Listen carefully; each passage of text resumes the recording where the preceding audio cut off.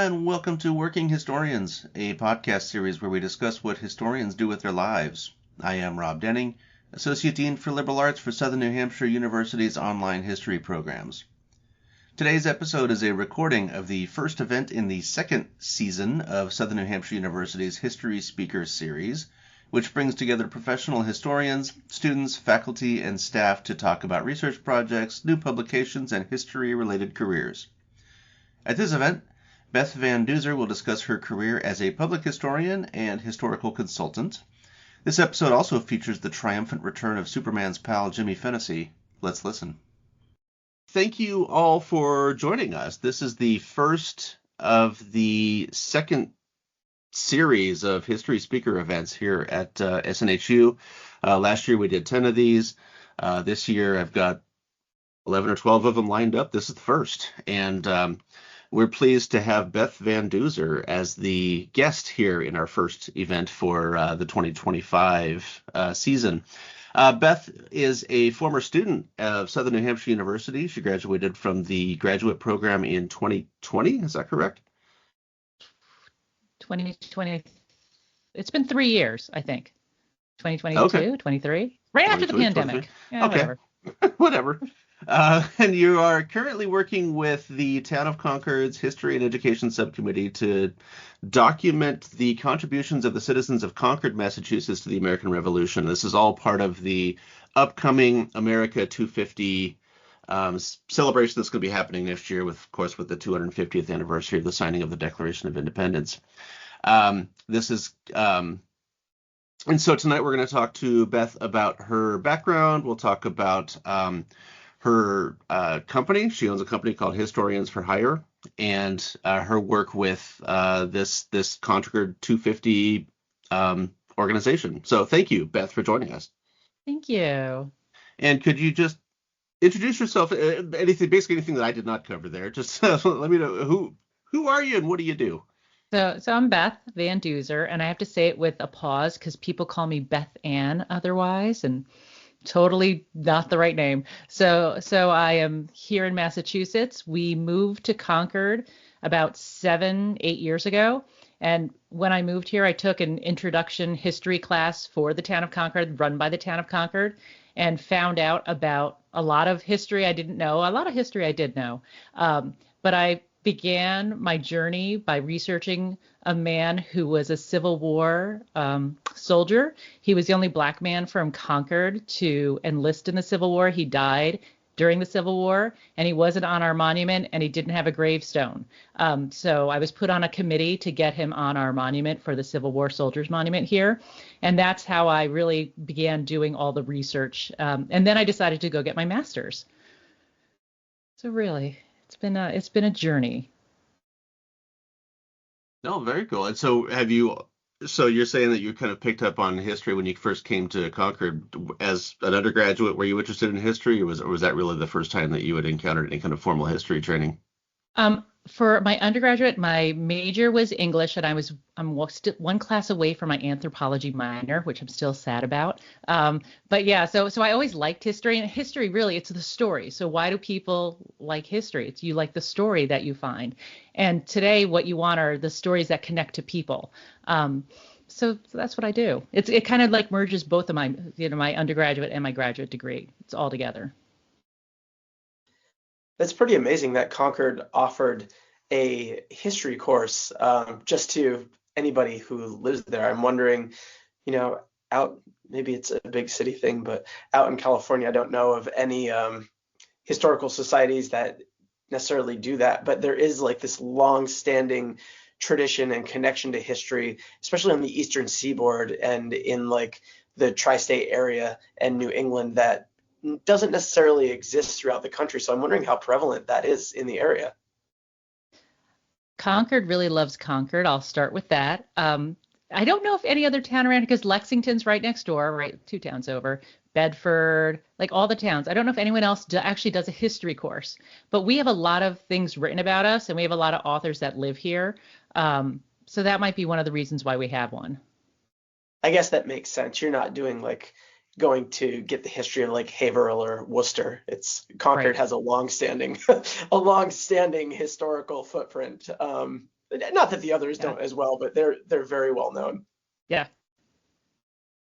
We Californians also don't have as much history as New Englanders do, so Not as much recorded European history. right. Yeah. Yeah, exactly. So, so tell us about this, about your business. So you got your master's degree, and you have a business as a historian. So tell us about that. I do. So it's historian for hire, and you literally hire a historian to do a job. So I have done, we have some place in town called the Wright Tavern. For anyone who knows about the American Revolution and April 19th, there's these things called the Doolittle prints. There's 4 of them. The second print is the center of Concord, and the Wright Tavern is in that print. So the building still stands to this day, and it is owned by the church, actually, the UU. So they were trying to figure out actually the history, because, a lot of times you get history and then it's romanticized. And you have to peel back the layers. So my job was to peel back the layers and trace things and find out information for them because they wanted to turn it into a museum. So I worked with them on that. I worked with we had a prison here. We've had a prison here for a long time. It just shut down this past summer. And there is a cemetery attached to it. So they were trying to figure out who was buried there that had service and what their service was. So I was hired by them to help them figure out the service, especially there were some Black soldiers, and they wanted to figure out if we could find their service as well. So I got hired by them. And then I have another project that I'm working on, and I'm working on writing a book. In Concord, there is something called the Social Circle, and it's a group of gentlemen who have been meeting since 1782. And they get together and have dinner. And then they pat each other on the back and write biographies about each other when they die. So my job, though, it's related to the 250th. There are 22, I believe, men who were members of the Social Circle who were actually involved in the American Revolution. One was a prisoner of war. Everybody else had service. So we're going to be retelling their stories and fleshing them out, because some you have a sentence. So they were in the war. So you don't really know much about it. And some of their stories are really good. And this group still exists. Yeah, it does. They hired me. Yeah. Those hired you. Okay. Yeah. It's nice to know that. I mean, we always hear about these quirky, odd fellows type groups existing at various points in American history. And it's cool to know that some of them are still around. Those must be really. They're either very going to be very interesting meetings or just very slow, boring, dusty meetings. But I imagine, hopefully, I'm sure once the booze get flowing, it'd probably get pretty interesting. Absolutely. That's cool. Okay, and so that's really interesting to hear that you've got a business going that's meeting with some success. That's one of the constant questions we hear from students, of course, in the undergrad and the graduate course programs here and basically every university is what do I do with this degree afterwards? We've all heard nightmare stories about the academic job markets and how difficult it is to find, professor jobs. And so it really is kind of up to everybody to find their own way. And it is really interesting to hear that you've got a company that's meeting with some success, because that's one of the ways to do it, is get your brand out there, get your name out there, and get hired to do some really cool projects. Because the traditional job market isn't really there anymore. And so I'm really glad to hear that you're meeting with some success with that. Yeah. It's very cool. It's nice to live in this area, because so many people, I think, are interested in history, whether it's the history of their house or the history of their family or, an organization they're in, and they're willing to hire somebody to help them find more information. Yeah, it sounds like kind of a perfect situation with location and just the history of that area. That's great. So tell us about this Concord 250 project that you're involved with? I mean, you mentioned that you've been hired by various organizations to kind of track down records of various people and all of that. But what are you doing with the official Town of Concord's celebrations or upcoming events for the? Oh, you just said what it was, and I already blew it. Not the sesquicentennial, the semi-sesquicentennial. Semi-quin. Semi-quin. Okay. All right. I'll just say 250 from now on. But 250th, yeah. All right. So tell us about what Concord's got planned.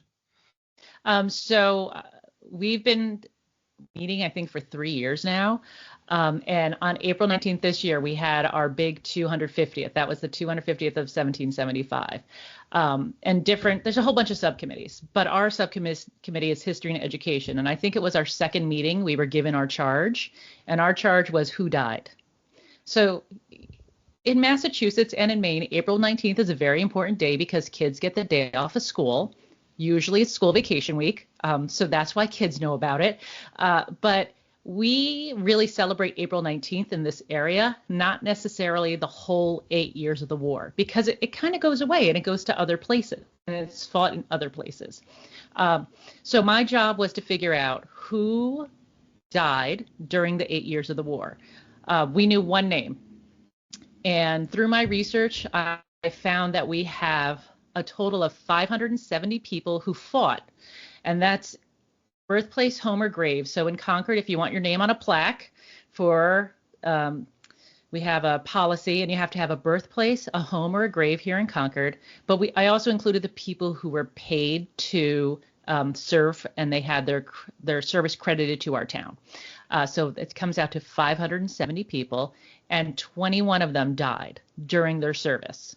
So we have 2 patriots of color that are on our list that we didn't know about before. We have a young man, he was 18 when he died. We have somebody else who died the day after the Battle of Saratoga, so he was killed in action.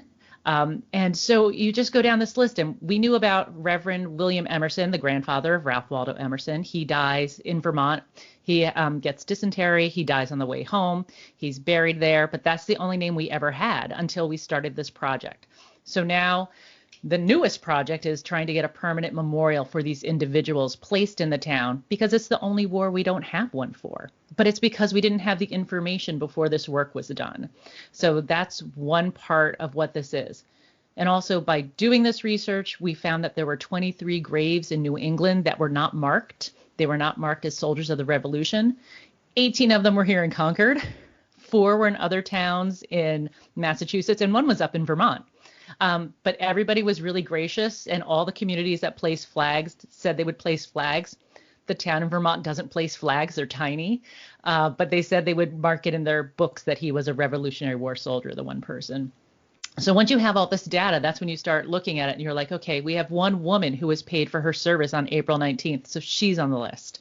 We have, people who applied for pensions, and we learned their stories through their wives or their children, and through affidavits of other people. So once you have this huge database, there's so many stories, and it's how do you want to sift through it to tell the stories. But for us, for the 250th, the primary goal was to find out who died, and then everything else is just a bonus afterwards to be able to identify other individuals and tell their stories as well. Sounds like a very celebratory approach especially to American history, and wondering if not to bring the mood down or to the realities of the current day, but just wondering if you've run into any type of pushback or desire to see certain narratives created, because we've moved into this era where we think that if history highlights things that have been done that aren't positive, then it's a negative history and it's not celebratory, and we shouldn't acknowledge it because it takes away from the exceptionalism, or it takes away from the how we should feel great about our accomplishments, which also doesn't really acknowledge the fact that history is made of actions of people, and no one person is all good or all bad. It just depends on what's happening at the time and the actions that they've taken. So just wondering if any of that is seeping into your work now, or if it's been a relatively positive experience since all of this is really focused on celebration and unearthing local history in a very in a very specific topic. The only negative thing that has happened is the Permanent Memorial Subcommittee does not want to have a permanent memorial to the soldiers where they are proposing to have a park for so they're proposing a park for the 250th to celebrate the 250th anniversary of the revolution, but they don't want to put a memorial in there that talks about the men who died. And I was like, wait, what? There's a couple of reasons, and I sat through one of their last meetings, and one person said it was for white people. I'm like, 9% of my names are black people on this list, so no, and they're like, it won't bring in tourism. I'm like, it's not the purpose of this. We are not the tourism group, right? We are a permanent memorial, and we're just trying to tell stories, and every person's story except for Reverend Emerson, and I'm sure we can enhance his story, but aren't those other 20 stories worth telling? So that is the only negative thing that I've encountered at all during my 3 years, I can say. Wow, that's pretty impressive. Yeah, that's really good. We actually got a question here from the audience that is, I think is actually what I was going to be asking about also. It's interesting that with Concord being so aware of its own history, it's interesting that they only had the one story, or they'd only identified the one person. And so it's cool that you've identified all these cool new people. How did you go about doing that? Where did you find all this information? What was the method of collecting all that data? And, what research methods helped you to unearth all this information? Yep. So we have something called the Massachusetts Soldiers and Sailors of the Revolutionary War, and they are first published in 1896, which means that any information that our state archives received after that is not in there. But it's a good starting point. It's collected a lot of data. So I use that literally to search the word Concord and to find people. But sometimes a receipt is signed in Concord. So you got to go through. It's painstaking, right? There are also there's the diary of Reverend William Emerson, which has been published. One of his descendants edited it. And in there, he actually mentions some of the men who died. So people who have read this, and when I showed the curator of the museum, I pulled out the book. I'm like, you need to read this. He's like, I've read this so many times and I've never noticed it. But if you weren't looking and you didn't know what you were looking for, why would you notice it? Then there were, some of them are mentioned in the books. Some of them are mentioned in the diary. There is also a history of Concord written by Lemuel Shattuck. And in there, he mentioned some of the deaths. And then the State Archives of Massachusetts, all of their information most of their information related to the American Revolution has been digitized and is available by family search. And I went down there to talk to them, and they're like, yeah, we really want you to look online. Like, we don't want to bring out the books, but we will if we have to, kind of thing. Like, if it's not a good copy online, the scanning is bad, we'll bring it out for you. So then I went back home, and you sit a lot. As a historian, I sit a lot, and I scanned and looked at a lot of microfilm, and that's how you find people too. And when I started doing this work, so you're never alone as a historian too. I will say I am so lucky. The curator of the museum, David Wood, Bob Gross, Robert A. Gross, professor from UConn. He lives here in Concord. He's with us, and Joel Bowie, who, if you ever see Antiques Roadshow. Joel Bowie's on Antiques Roadshow. He's from Concord. He's an expert in a lot of Revolutionary War items. So they are my sounding boards. And when I was sending them names, like sometimes Joel sends me an email back. He's like, you would have found this guy anyway, but I found another dead guy on like this roll over here. And he sends me a roll that he had found in Mass Archives, 5 years ago. So we're always helping each other. So part of it is a lot of sitting, a lot of reading cursive handwriting, a lot of legwork, right? And then part of it is people finding out what you're researching, and they're like, oh, we can help. So I'm eternally grateful to everybody who sends me information, because, you're never alone. It sounds like a great community. It is. What an effort, to pull that together. And it kind of connects to what I was going to ask, because there's already this knowledge out there. So when you were coming to this project, the specific things that you were looking at, were you starting from kind of this blank slate, we'll see what we find? Were you starting from a place where you already had knowledge and some assumptions about what you might find? And when you found found certain things. Was there anything that kind of like countered a previous narrative or was eye-opening, or did it all just kind of like fill in gaps and come together? I started with a blank slate because I didn't know what I was doing. I was a public historian. I'm like, military, okay, I can do this. But really, it's data in the end. But I just started creating Excel spreadsheets, and I have one for the men and their names and all that stuff. But then I started doing something, and Jill's like, nobody's done this, keep doing it. And I have your books that you're in, like there's a book of muster rolls, and you put down your volume number and the page number, and I would list which person was I found from Concord. And then hopefully I could go back to the books and find the muster roll and match up names and be like, okay, so if we have a black soldier from Groton named Charlestown Eads, and he's on the same list as Brister Freeman during this time, then they both come back to Concord, right? And they buy land together. So this is how they met. They were in the war together. This is great. We can prove something. Or if somebody's mentioned in a pension, and you can go back and be like, oh yeah, they're on this list too. They just didn't pop up in my search through family search for some reason. So there's so much information that I found that I had to figure out how to sort it. And Excel seemed the best way. I'm sure there's more powerful way, but it was the free way. So free Excel was good. And that's how I started organizing people and trying to connect them together.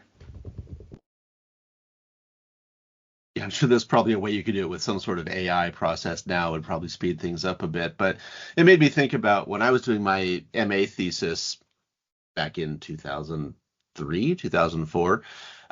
It was on the state legislature in California back in the 1860s. And for the appendix, I simply wanted to put together a list of all of the members of the state legislature with their political parties next to it, because it was all about the thesis was all about partisanship and that kind of thing. And so I wanted to go find just the list, and so I could just paste it into the appendix. But it was amazingly hard to find. It's strange that there is no one document out there before the internet, where everything is collected and collated and cross-tabbed and all that now. But back in the pre-internet days, not that I was writing my thesis in the pre-internet days, but still close enough. And it was very hard. I had to pour through the various publications of the state legislature. I then had to cross-reference with newspaper articles because the legislative journals did not note which political party it was, and so I ended up having to go and look through election records, and it took forever just to write this list of names that I had thought was going to take me an hour. It ended up taking weeks, and I don't actually quite. Now looking back on it, I don't really know why I stuck with it. It probably wasn't even worth it. But at the time, it was just the rabbit hole that I chose to go down. And so I ended up spending weeks creating what ended up being a page and a half long list of names with political parties in parentheses next to it. But at the end of it, I was pretty sure that I had the definitive thing. I turned it in, sent it in and all of that. And then somehow another news article popped up that said, oh, this guy actually flipped parties. And so I was like, I had to go back and anyway, it was done by that point, and I didn't want to touch it again. But it is remarkably hard to find specific people, and I was just doing it for the 1860s. You were doing it another 100 years earlier than that, so I can imagine how difficult that must be. Yeah. A lot of reading old documents, and a lot of it is luck too. Like you'll find a name mentioned somewhere that you didn't have, and you're like, do I have them? No, I don't. Why don't I have them? And then you add them in. So, it's just, I feel it's never going to be done. I call this perfectly imperfect, even though I have 570 people. There's more. I'm sure there's more. And what is the final product of all this going to look like? Are you going to publish it, or is it going to, basically where will all of this information live on once you've kind of walked away from the project? So I'm going to painstakingly go through the entire thing over the next couple. Our charge is over December of 2026, December 30th, 2026. This has to be done. So I've got some time, but I need to go through it line by line, see what's right and what's not right. I'm sure there's spelling errors in Excel, and then it's going to live the town of Concord, because this is a project that I'm doing for free because it's a town committee.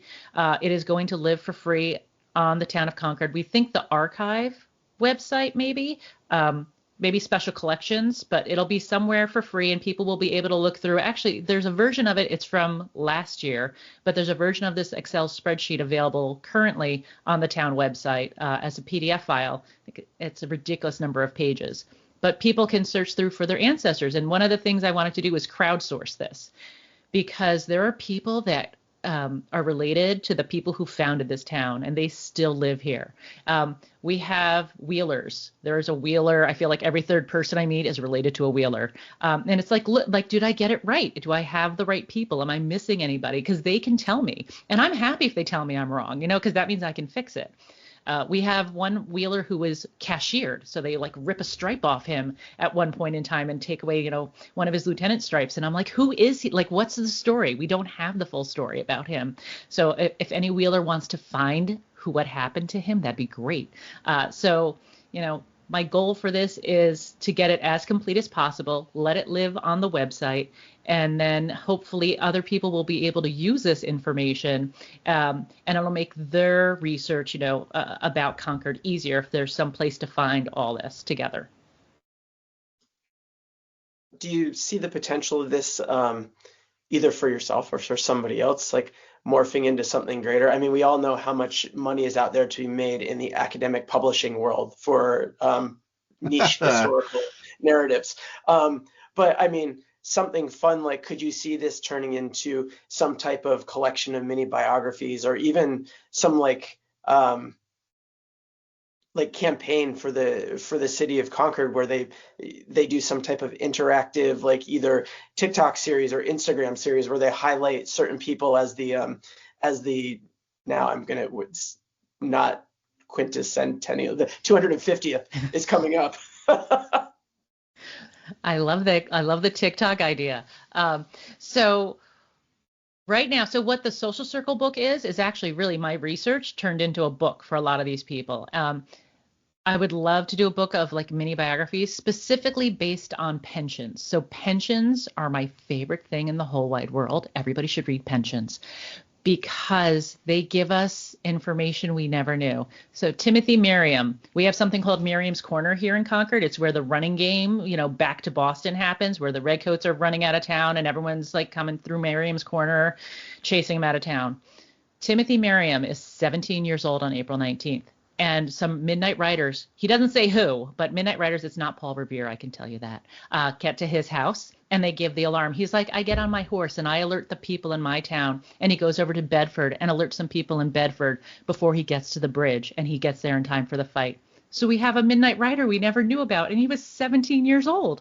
So, and that's all laid out in his pension. And we never would have known if we hadn't done this project.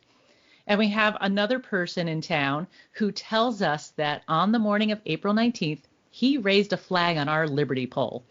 And they're leaving the hill where the Liberty pole is as the Redcoats come into town, and the Redcoats come up and they get on the hill and they're trying to take down this flag, but the ropes get tangled up.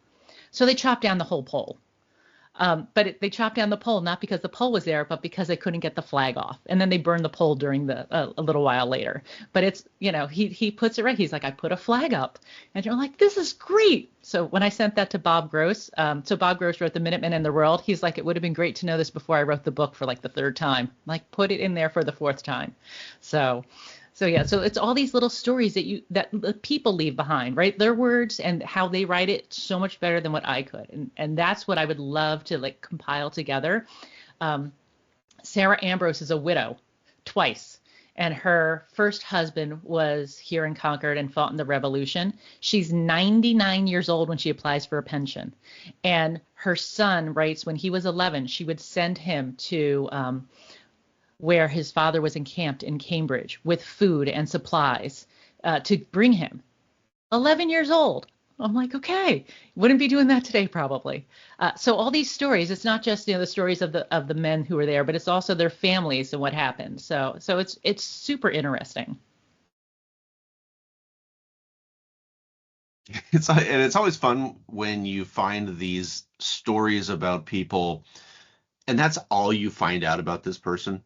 You have no idea anything else that happened in their lives, but you've got this really you've got like a solid paragraph or two on a person that's just the most amazing story ever, but then you can't reconstruct the rest of the life. So it's fascinating when that type of thing happens, and so it would be really cool to have some sort of a collection of these vignettes or something somewhere somewhere like that. That's a really cool idea. And so those are always the fun stories. You don't have to get bogged down on all of the other stuff about a person's life, but just get to the meat of it and just hear the weird stuff that happened along the way, because that's always the fun stuff.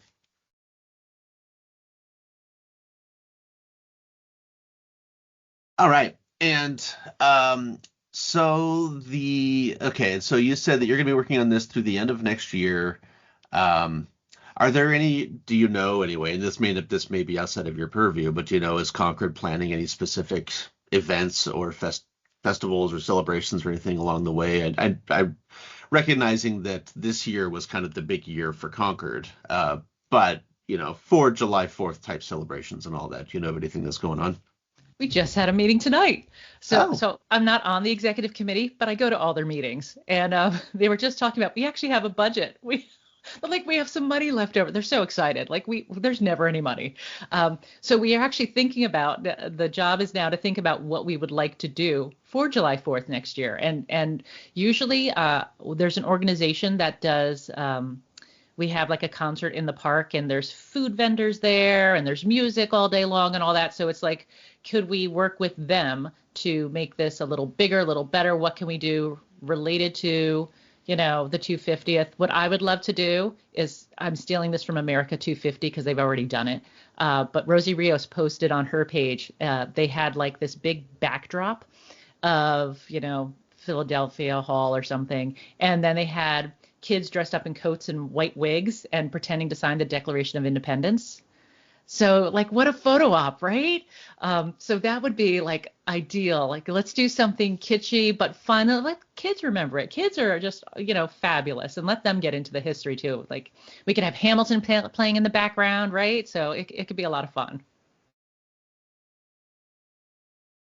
Yeah, that's great, and that also makes me think that we've got a question coming up about what you're going to suggest for students kind of just making their mark in the world, and so we'll come back to that. But I'm just thinking, kind of in anticipation of that, is that with these festivities happening around the country next year, this could be an opportunity for a lot of folks to start employing some historical skills. Would be to somehow seek out their various local celebrations that are going to be happening next year, and see if there's something you can do with that. That's something that would look really good on a resume. It also could be a whole lot of fun to do, because you could end up doing some sort of research project like you're talking about with your work. And so that's a lot of cool stuff that students of history and recent graduates could be doing.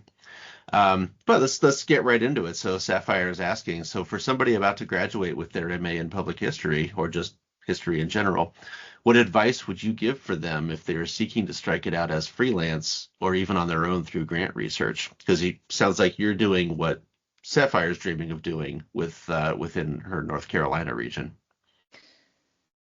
I would say get involved with some kind of local historical society, local committee that has something to do with research, a local museum, because you need connections, local library. I am really fortunate that people know who I am now. So the curator of the museum, before I started doing the Civil War project that I was on, I mean, I worked at the museum, but we weren't friendly. And it was after we were on this committee together, he's like, oh, she does research. And I was like starry-eyed, and I would come in with all my research, and he's like, oh, she's a sucker. And I'm like, yeah. So that's how I got on this committee with him, because he told me I had to be on it. I actually didn't get a choice. But I'm now his research assistant as well. So being able to have somebody like that be like, oh, you want her to do research, or have other people see what I do because I'm volunteering my time to the 250th, and they see what the results are, and they're like, oh, we want you to do our research. It's so useful to be able to, just give a little bit of your time to do some projects, because it pays you back multiple times, in my opinion. Yeah, and along with that, it's going to require probably some volunteer positions and a lot of volunteer work, because a lot of that stuff, yeah, you don't get paid for. When I first moved to the suburb that I live in now, we moved here about 5 years ago, and in order to kind of just get to know people, I started. There's a local get to know your town government type academy that I forget exactly what it's called, Citizens Academy or something along those lines, where every week they'll take you to like the fire station and the police station and all that. But so you kind of just meet people along the way.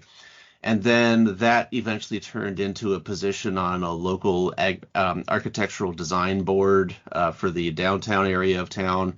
I ended up on that. And so now I've met a lot of people through that. And I was the only person on that board with a degree in history. And so everyone kind of started to know me as the history guy on that architectural review board. And so suddenly people are starting. And so that's kind of how one way that you can kind of, especially at a local level, is just kind of get your name out there, is to start volunteering for different, you start participating in local, government, local government in some way, whether it's through a board membership or through a citizens academy or whatever the case may be, but figure out a way to start to network that way.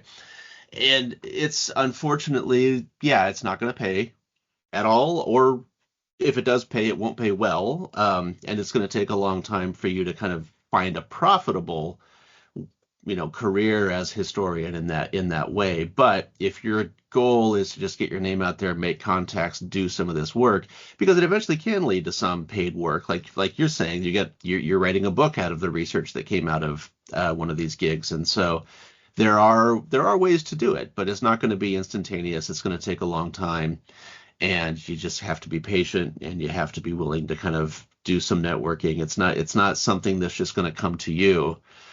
History is not the type of field you go into with the plans of making a whole lot of money anyway. I mean, none of us came into this expecting big plates of money, and none of us have received any big piles of money. So it's kind of the nature of the game. But anyway, hopefully that helped a little bit, Sapphire.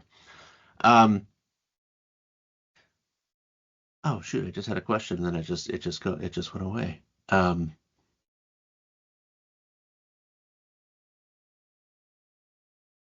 Okay, Sapphire says thanks.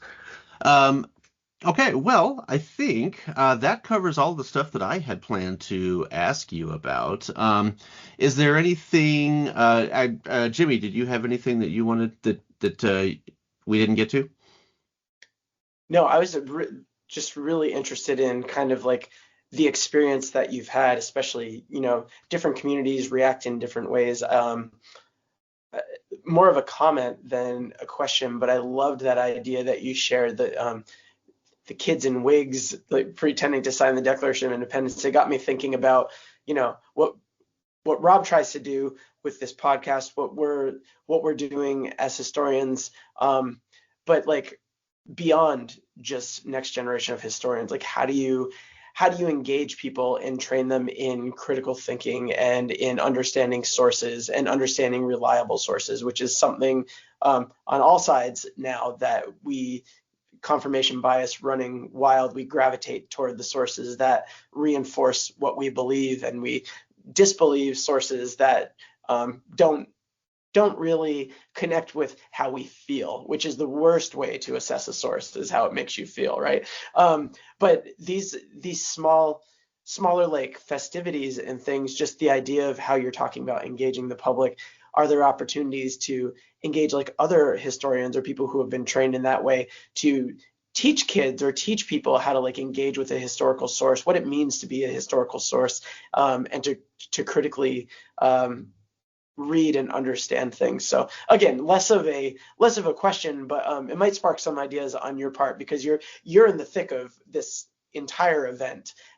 So just some maybe some final thoughts on how you would really like to engage with that event, and where you would like to see it go if you were the one who was in charge of the whole thing. Well, I will say we've been one of the other things the 250th, our History and Education Subcommittee, did is we are working with Concord Academy here in Concord, and we created history trunks. So they will go out to different schools in Massachusetts, Lawrence, Lowell, which are lower income schools. Concord's going to have them, some other schools. And it is more or less you get a trunk for a week unless you have one at your school, then you can have it for more than a week. And we've had a trunk in the past, but we redid it because we have all this information that we could put in there, and we could put in women's stories now. We could put in stories about black soldiers now. We can put in things that weren't there 10 years ago when these trunks first came out. And it's how do you get kids hooked on history, right? This is what we're trying to do. And in there, how do they see themselves, especially kids that aren't white? So how do you see yourself if you are, anything other than white? Are you in there? If you're not a white male, how do you see yourself in here, right? And that's what these trunks try to do. So there's one of the activities is talking about women. And then we have a pocket activity. So pockets are something you could wear, reenactors wear them around their waist, and then you design a pocket. And what would you have in your pocket back in 1775? What do you have in your pocket today? Because you can kind of equate the two. And we have a snowball with rocks in it that's inside a plexiglass thing for the Boston Massacre. So we can talk about, they were throwing things, but what kind of things were they throwing? What else happened around here? Who was here? Who's in the picture? So we are really lucky to work with our school systems, and not just with schools that are in well-to-do communities, but because of the relationship with the Concord Museum, there are schools in lower communities that don't get as much funding, and we are able to try to make sure that anything we do, we try to make sure everybody's able to access it. So if I could get kids hooked on history, I would give everybody a trunk and make them use it and let them have fun, because for a lot of teachers, this is experiential learning and they're not used to it, and letting the kids lead.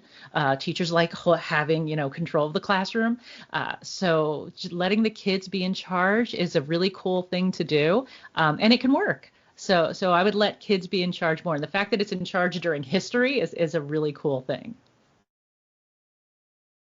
Yeah, and I think that's really the way that history is going to survive this new AI world that we live in, because there's this fear among a lot of historians that as AI becomes better, and it already is very good at analyzing data, collecting data, and kind of interpreting mass data sets and all of that, but the accuracy of it is always questionable. There's always the issue of hallucinations and all of that. And so there is a fear among historians about how is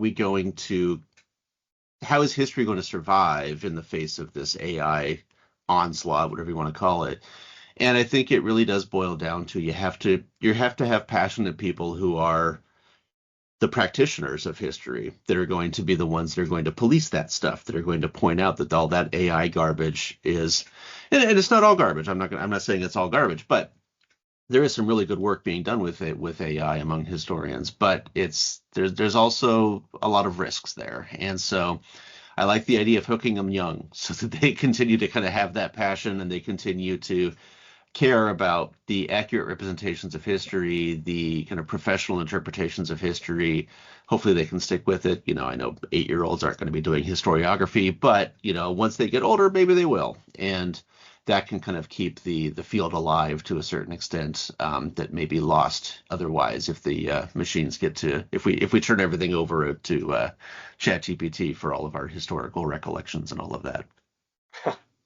Yeah, for me, it's I take it as even a step back beyond the technology, because I think you pointed to something very, very important, and that's the data set. Like, the technology is reliant on the data set, and that's what a lot of people forget with AI. AI isn't creating anything. AI is collating, it's making sense of things using large language models. But if you truncate that data set, or if you only put specific things into that data set, you will only get specific things out of AI. And for me, that's the danger of where everything has been going the last decade, is this fight over what is fact, what is truth, and what data is accurate and is not.